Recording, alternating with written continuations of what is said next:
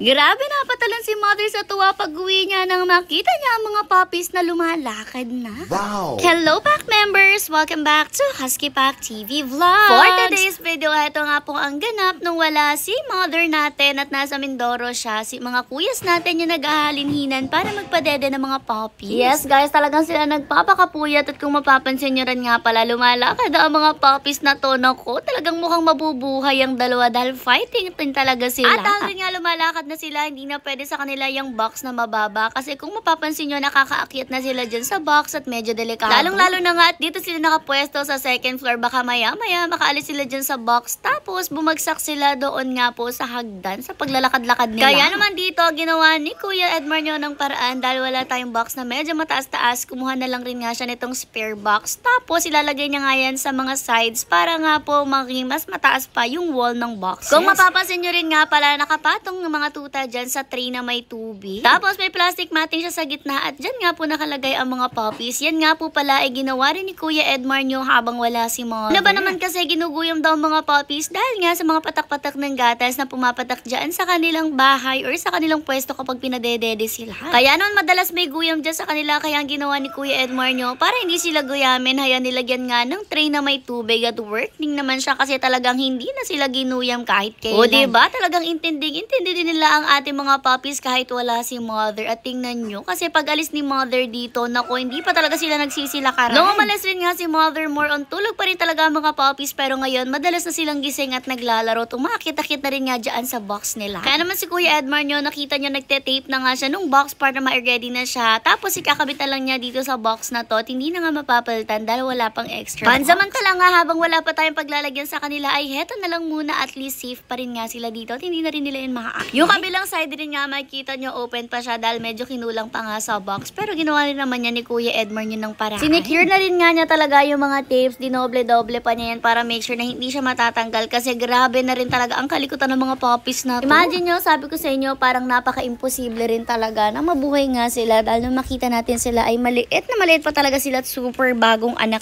Pero ngayon nga talagang lumalaki na sila to the point na mga mulat na tapos nagsisilakaran na. Naku, baka nga maya-maya meron na tayo dito makukulit na puppy sa loob ng mansyon. At mamaya rin ako, talagang hindi na sila pwede dito sa second floor kasi babagsak na sila dito sa sobrang liko. Anyways, nung matapos nga ni Kuya Edmar nyo, hayan, ibinalik na rin nga niya dyan sa kanilang ginawa na tray na may tubig. Tapos yung side nga na medyo mababa, yan yung idinikit niya dyan sa gilid para nga po hindi sila makaakyat dyan. Anyways, ito naman yung clip pagdating ni Mother. Sobrang nagulat kasi talaga siya guys nung makita ulit ang mga puppies. Napatalon din nga siya dyan sa sobrang saya niya at sa totoo lang bad mood talaga siya pag uwi niya, pero bigla talaga siya nag good mood nung makita niya ang mga puppies na yan. Sobrang natuwa kasi siya dahil nga naglalakaran na at sabi nga niya kung noon mukhang tiyanak ang mga to, ngayon mukhang T-Rex na daw.